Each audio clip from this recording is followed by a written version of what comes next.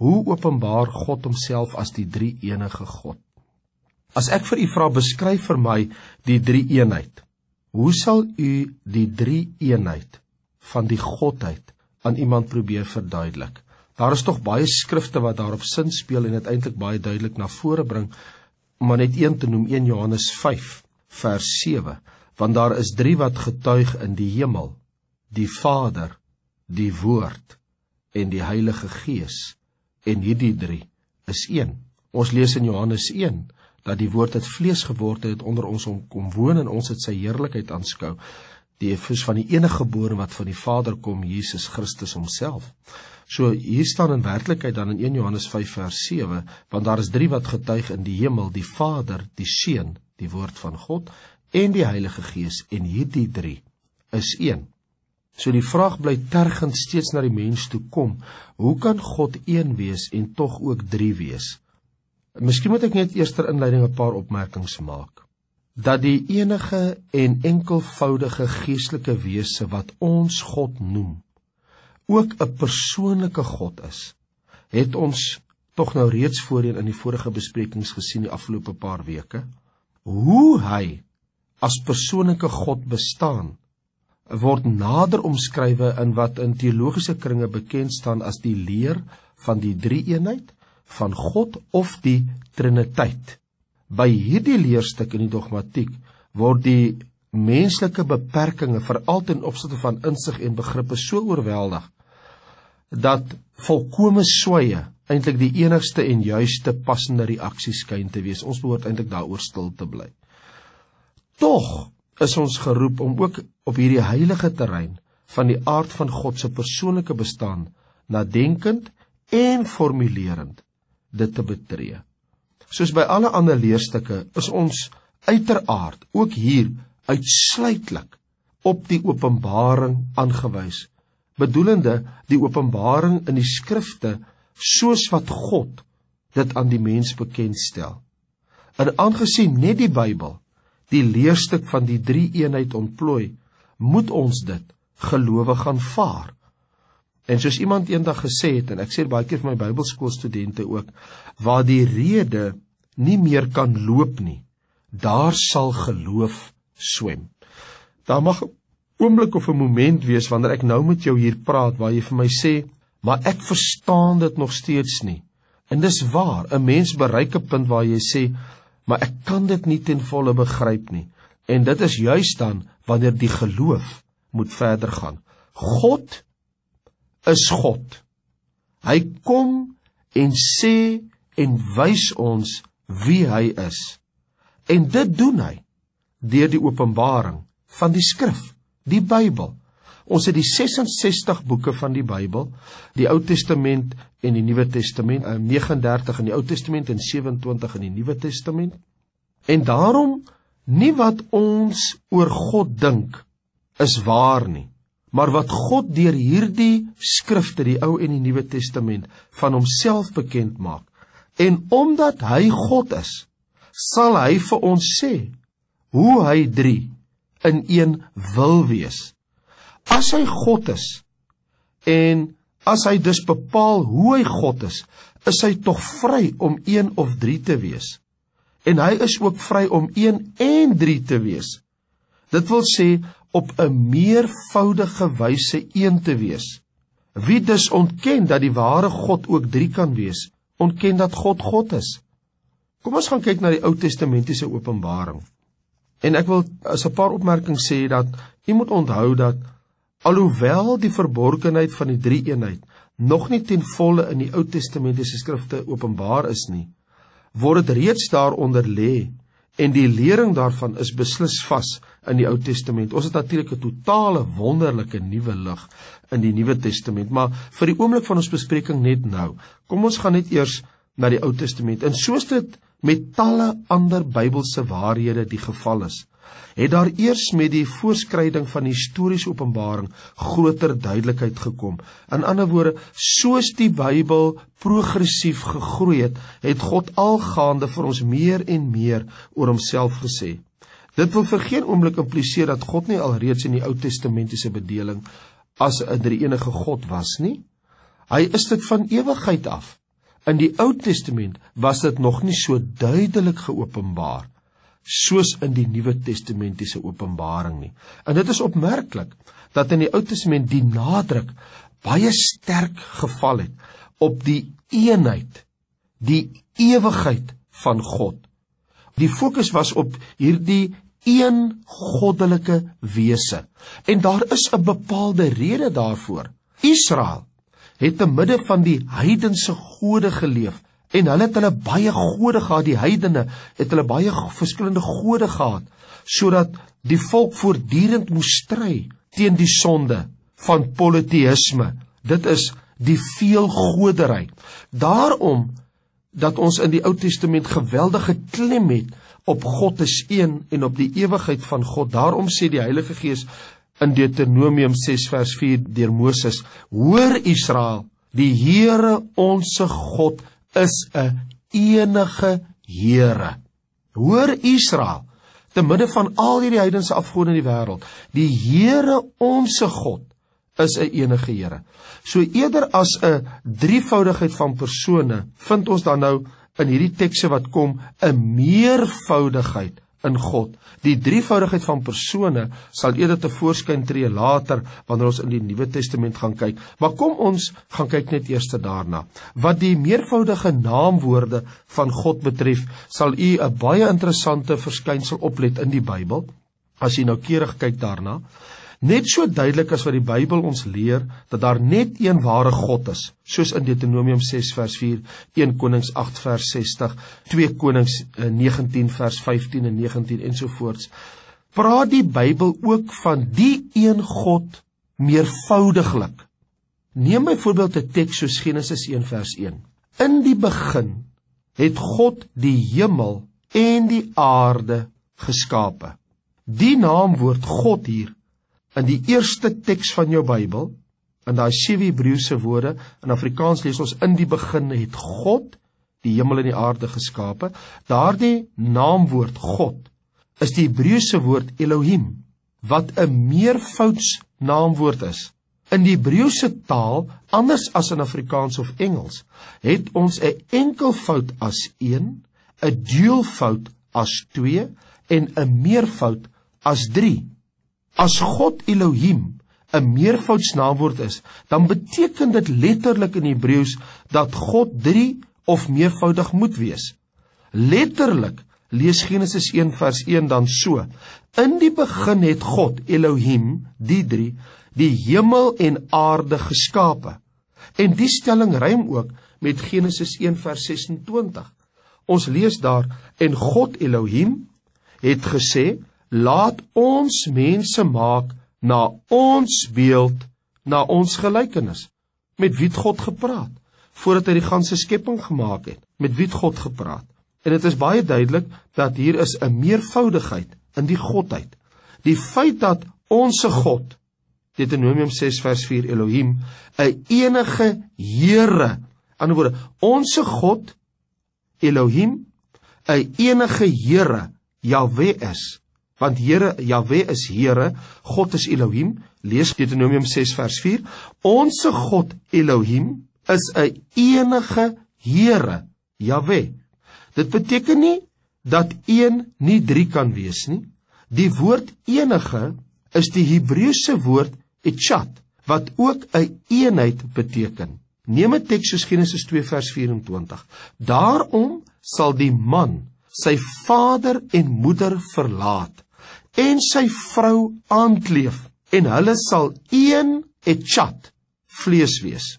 Hulle sal een echad vlees wees. Nou ons weet mos dat 'n man en 'n vrou nie integreer om een liggaam en persoon te word wanneer hulle in die huwelik verenig is nie, maar dat hulle as 2 afsonderlike persone 'n familie-eenheid vorm. As 'n eenheid, as een vlees, is hulle nog steeds 2 afsonderlike persoonlikhede, elkeen met sy eie liggaam, maar in 'n harmonieuse verhouding met mekaar, of in 'n harmonieuse eenheid met mekaar. En daardie selfde woordjie wat sê, hoor Israel, die Here, onse God is 'n enige Here. Onse God is 'n enige Here. Word presies dieselfde woord gebruik wanneer daar staan dat 'n man sal sy vader en sy moeder verlaat. So, in die meervoudige naamwoorde van God kan ons reeds baie duidelik die sinspeling sien, hoe God homself aan die mens openbaar. Dan is daar ook die meervoudige voornaamwoorde. Nie net naamwoorde nie, maar ook voornaamwoorde. Die meervoudigheid in God word ook gesien in die gebruik van die meervoudige voornaamwoorde. En God het gesê, laat ons mense maak na ons beeld, na ons gelykenis, en God het die mens geskape na sy beeld. Hier word die meervoud ons, en daarna die enkelvoud ook in die Bybel sy gebruik. Die meervoud sien op die 3 persone en die enkelvoud op die een wese van God. Die bewys dat ons hier moet dink aan die meervoudigheid in God, vind ons in Genesis 3 vers 22, waar God sê, nou het die mens geword soos een van ons. Of ook in Genesis 11 vers 7, kom, onthou u toe die Here die taal verwar het vir die mens toe hulle Babel gebou het? Toe sê die Here, kom laat ons neerdaal en hulle taal verwar. Daar kan u duidelik die meervoudigheid sien. Ons, ook in die voornaamwoorde wat God vir homself gebruik, nie enkelvoud nie, maar ons, laat ons neerdaal en hulle taal verwar. Nou het die mens soos een van ons geword. 'n Derde aspek, behalwe in die naamwoorde en voornaamwoorde in die Ou Testament, is ook die hoëpriesterlike seën. Hier dink ons aan die hoëpriester se seën. Onthou u in Numeri 6, vers 24 en 25, hoe hy aan die volk die hoëpriesterlike seën moes gee, of dit oor hulle uitspreek. Die Here sal jou seën en jou behoed. Die Here sal sy aangesig oor jou laat skyn en jou genadig wees. Die Here sal sy aangesig oor jou verhef en aan jou vrede gee. 3 maal word die naam Here, Jahwe, gebruik. Behoed sien op die werk van die Vader. Genade sien op die verlossingswerk van die Seun. En vrede word in die hart gewerk deur die Heilige Gees. Die Here, die Vader, sal jou behoed. Die Here, die Seun, sal jou genadig wees. Die Here, die Heilige Gees, sal jou vrede gee. Dan is daar ook 'n ander aspek, die skriftuurlike verklarings, byvoorbeeld in die psalmes. Ons lees in Psalm 45 vers 8, daarom het u God u gesalf met vreugdeolie by u metgeselle. 'n Noukeurige bestudering sal duidelik wees, daarom het o God, Christus, u God, die Vader, u gesalf met vreugdeolie bo u metgeselle. Dit word ook so herhaal in Hebreërs. En lees ook in Psalm 110 vers 1, waar ons lees dat dieselfde balans daar vir ons tevoorskyn kom. Hoe kan God gesalf het, as dit nie sien op 'n meervoudigheid in God nie? Dan het ons die Nuwe Testamentiese openbaring. Behalwe dat ons in die Ou Testament baie sterk die klem het op die eenheid van God teenoor vir Israel, spesifiek omdat hulle hierdie veelgodery onder die heidense gode het ons wel in die Nuwe Testament die volle lig wat opgaan oor die 3 eenheid. Die gebeure in Christus se lewe openbaar God as die 3 enige God. By al die hoofmomente van Jesus, die Seun van God se lewe op aarde, openbaar God hom as die 3 enige God. Voor sy geboorte, toe die engel Gabriël uit die hemel uit verskyn het aan Maria, toe doen hy hierdie verklaring. Hy sê vir Maria, die Heilige Gees sal oor jou kom en die krag van die Allerhoogste sal jou oorskadu. Daarom ook sal die Heilige wat gebore word, Seun van God genoem word. Lukas 1, vers 35. Daar kan u dit baie duidelik sien. Die Heilige Gees sal oor jou kom, die krag van die Allerhoogste 2 sal jou oorskadu, en hy wat gebore word, sal Seun van God genoem word. Ook by sy doop, nie net voor sy geboorte nie, maar toe die Here Jesus, toe hy 30 jaar oud is, deur Johannes moes gedoop word by die Jordaan. Toe lees ons ook in die skrifte in Lukas hoofstuk 3, dat God homself op 'n besondere wyse hier as die 3 enige God openbaar. Daar staan, en toe Jesus ook gedoop is, eerstens die Here Jesus, die Seun, het die hemel oopgegaan en die Heilige Gees het in liggaamlike gedaante soos 'n duif op hom neergedaal. Daar het u die tweede persoon. En 'n stem het uit die hemel gekom wat sê, U is my geliefde seun. In u het ek 'n welbehae. Lukas 3, vers 21 en 22. So ons het vir Jesus wat in die water staan, wat nou op die oomblik moet gedoop word, die Heilige Gees daal neer in 'n liggaamlike vorm van 'n duif, en daar is 'n stem, 'n derde persoon, wat uit die hemel uit sê, U is my geliefde seun. So by sy doop, kenmerkend die drie-enige God, voor sy dood. Wanneer die Here Jesus oor sy dood praat, let ook daarop, wat 'n geweldige moment in sy lewe sou wees, gee hy tegelyk ook ryke troos aan sy disippels, waar hy daar in Johannes 14 vir hulle sê, en ek, Jesus, die Seun van God, sal die Vader bid, tweede persoon, en hy sal julle 'n ander trooster, die derde persoon gee, om by julle te bly tot in ewigheid. Ek, die Seun van God, sal die Vader wat in die hemel woon, bid, en hy sal aan julle 'n ander trooster, iemand om by julle te staan, 'n ander persoon, die Heilige Gees gee, want ek gaan nou weg, ek gaan hemel toe, maar hy sal aan julle die Heilige Gees gee. Die Gees van die waarheid, dis wat Jesus hom noem. Ek, Jesus, sal die Vader bid, en hy sal aan julle die trooster, die Gees van die waarheid gee. Daar het hy al drie, voor sy dood. En dan by sy hemelvaart, net voor sy hemelvaart plaasvind, gee Jesus hierdie groot opdrag aan sy disippels, sy bevel aan hulle. Gaan dan heen, maak disippels van al die nasies, en doop hulle in die naam van die Vader, en die Seun, en die Heilige Gees, en leer hulle om alles te onderhou, wat ek julle beveel het. Jy word gedoop in die naam van die Vader, en die Seun, en die Heilige Gees.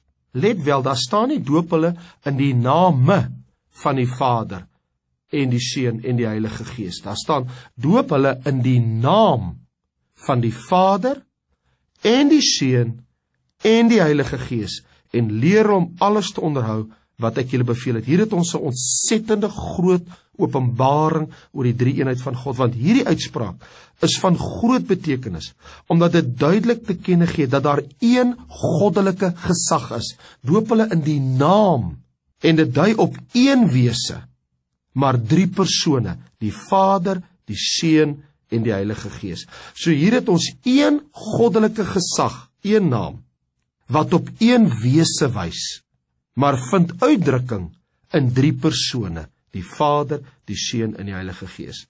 In die apostoliese seën van die Nuwe Testament word die meervoudigheid van God glashelder vir ons uitgespel. Neem 'n teks soos 2 Korintiërs 13 vers 13. Die genade van die Here Jesus Christus en die liefde van God en die gemeenskap van die Heilige Gees sy met julle almal. Daar het ons die Here Jesus, God, die Vader, en die Heilige Gees. Nou, in die onderskeie werksaamhede in die Bybel, kom dit ook na vore. Elkeen van die drie persone word ook aan 'n besondere werk verbind, sonder dat die ander daarvan geheel en al uitgesluit word. Die Vader is vir die skepping verantwoordelik, alhoewel die Seun en Heilige Gees ook betrokke was. 1 Korintiërs 8 vers 6, 12 vers 6 en ook Jesaja 64 vers 8. Terwyl die Vader vir die skepping verantwoordelik is, en die Seun wel by betrokke was by die skepping, nogtans is die Vader daarvoor verantwoordelik, is die Seun weer vir die verlossing verantwoordelik. Alhoewel die Vader en die Gees ook daarbey betrokke is, Johannes 1 vers 29 en Romeine 3 vers 24 en ander tekste, is dit Jesus wat aan die kruis gesterf het en nie die Vader nie. En derdens, die Heilige Gees is vir die volëinding verantwoordelik.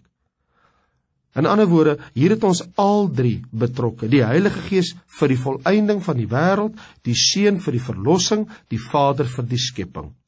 As ons gaan kyk na die skriftuurlike verklaringe in die Bybel, as God se openbaring vir homself, hoe hy homself bekend maak. Dink byvoorbeeld aan wat die openbaring aan Petrus was. Petrus skryf in 1 Petrus 1 vers 2, volgens die voorkennis van God die Vader, in die heiligmaking van die Gees, tot gehoorsaamheid en besprenkeling met die bloed van Jesus Christus. Die Vader, die Gees en Jesus. Johannes, die apostel Johannes, hy verklaar, waar ek begin het in 1 Johannes 5 vers 7, daar is 3 wat getuig in die hemel, die Vader, die Woord en die Heilige Gees, en hierdie 3 is 1.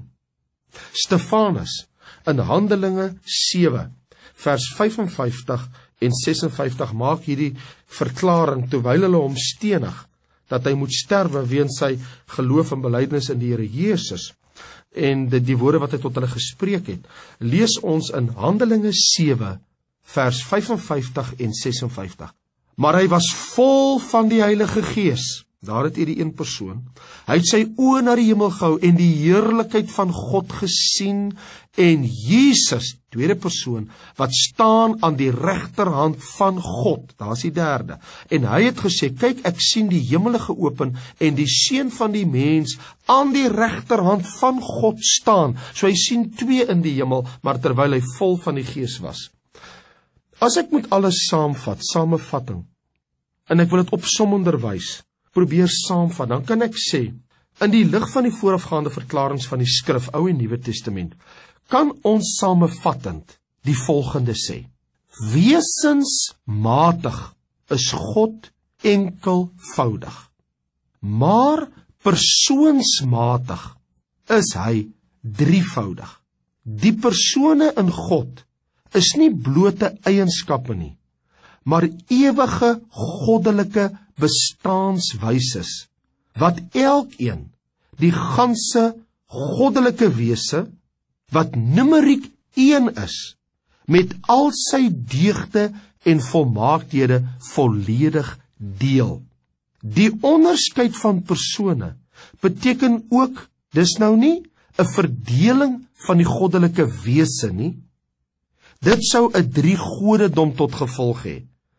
Maar terwyl elke persoon die goddelike wese is, die Vader is God, Johannes 6 vers 27, die Seun is God, Hebreërs 1 vers 8, Titus 2 vers 12 en 13, die Heilige Gees is God, Handelinge 5 vers 3 en 4, die 3 is in wese en wil volkome gelyk en eensstemmend een wese.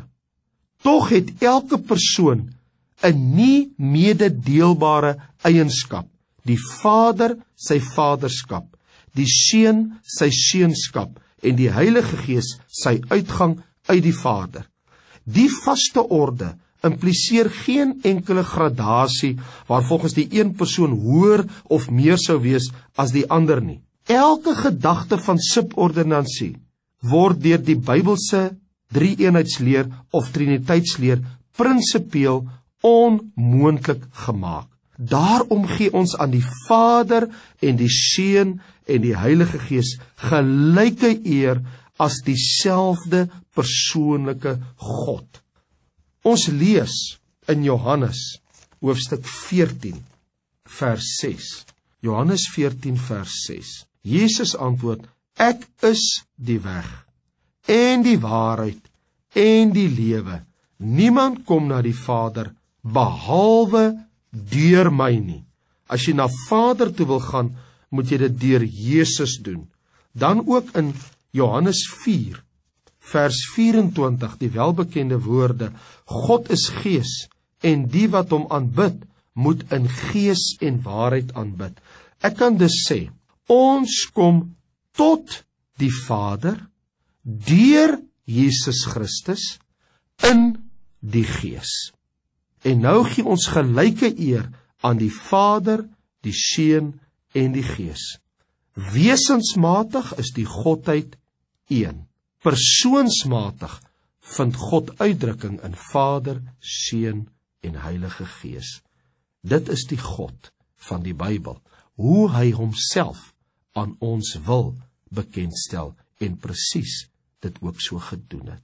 Vader, ons dank U dat ons in die naam van Jesus Christus en deur hom in die Gees tot u kan kom, om u te loof en te prys, dat u is die Here, onse God, en ons aanbid u Vader, deur Jesus Christus, in die Gees, as die enige, waaragtige God, die lof, die eer, die heerlikheid, die lof, die prys, die aanbidding, die danksegging aan u alleen, en die heerlikheid tot in alle ewigheid, in Jesus kosbare naam. Amen.